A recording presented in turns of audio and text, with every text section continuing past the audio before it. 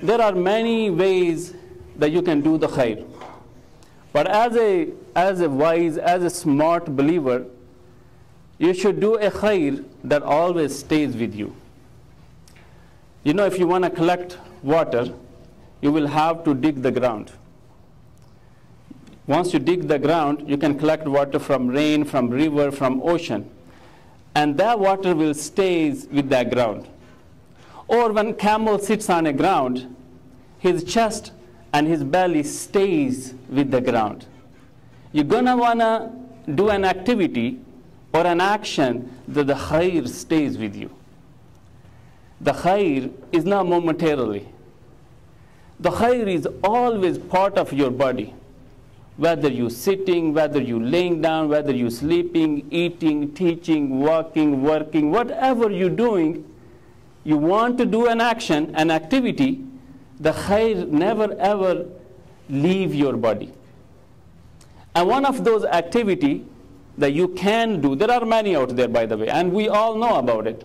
But one that I want to focus, highlight, or draw your attention to is by reading Quran. And subhanallah, this khair is never ending khair. Imagine you teach Fatiha to someone. That person teaches to another 10 people. Among those 10, one of them teaches to another 100. He teaches to another 1,000. After 50 years, one of those guys become a teacher in a madrasa. Man, this khair will stay with you in this world, even in your grave, even on the day of judgment. Sallallahu alaihi wasallam, he said, Al-Qur'anu hujjatul laka aw alayka, kama qala Nabi sallallahu alaihi wasallam.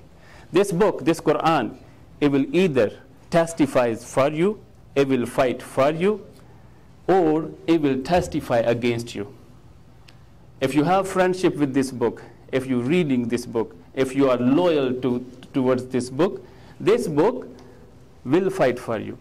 The Messenger sallallahu alaihi wasallam, he said, Surah Baqarah and Al Imran, it will intercede for you. It will stand for you. And the Messenger sallallahu alaihi wasallam, he said, there's a chapter in this book has 30 ayahs. You know, and he said that those 30 ayahs, if you memorize those ayahs and if you are in love with those ayahs, they will fight for you even in your grave. They will fight for you until you enter Jannah. And if we haven't memorized Surah Mulk or Surah Tabarak, there is a couple of different names, we should try. This 30 ayahs, try ourselves, and we should try with our children. And subhanallah, look at the beauty of our religion. Messenger sallallahu alaihi wasallam did not say if you read an ayah, Allah will reward you. That means every time you read half the ayah, you didn't qualify for the reward. And by the way, some of the ayah in Surah Baqarah is like full page. Right? He sallallahu alaihi wasallam, he said if you read a harf, now we're talking about khair. We're talking about khair. If you read a harf, which means if you say alif, you got the reward. If you say alif and you know that the reason why you're saying it because it appears in the Quran, you got the reward. So ibadullah, this is a huge khair. In another hadith, the Messenger sallallahu alaihi wasallam, he said, Iqra'ul Quran, فَإِنَّهُ يَأْتِي يَوْمَ الْقِيَامَةِ شَفِيعًا لِأَصْحَابِهِ كَمَا قَالَ النَّبِي صلى الله عليه وسلم. Read the book. Recite the book.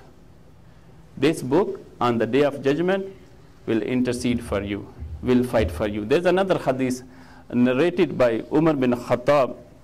He said, إِنَّ اللَّهَ يَرْفَعُ بِهَذَا الْكِتَابِ أَقْوَامًا وَيَدَعُ بِهِ آخِرِينَ كَمَا قَالَ النَّبِي صلى الله عليه وسلم. That indeed Allah Tabarak wa Ta'ala elevates people.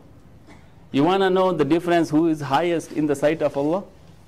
إِنَّ اللَّهَ يَرْفَعُ بِهَذَا الْكِتَابِ. You want to elevate your status in the sight of Allah, you have to do it through the book. The more you know, the more you understand, the more you teach, the more you reflect, the higher you will get in the sight of Allah.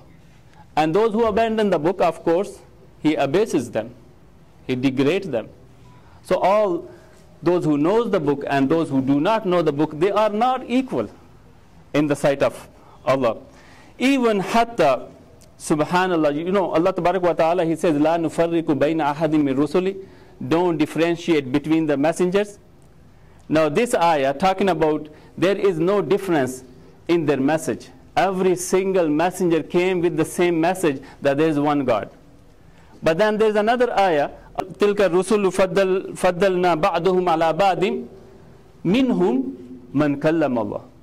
Allah has a fadl on some of the rusul over the others. Why? Man kallam Allah. Because some of them, they spoke with Allah Tabarak wa Ta'ala.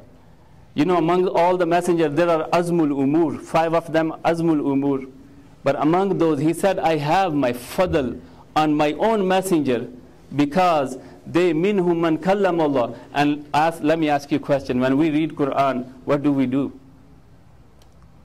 It's kalam Allah. You are talking to Allah subhanahu wa ta'ala.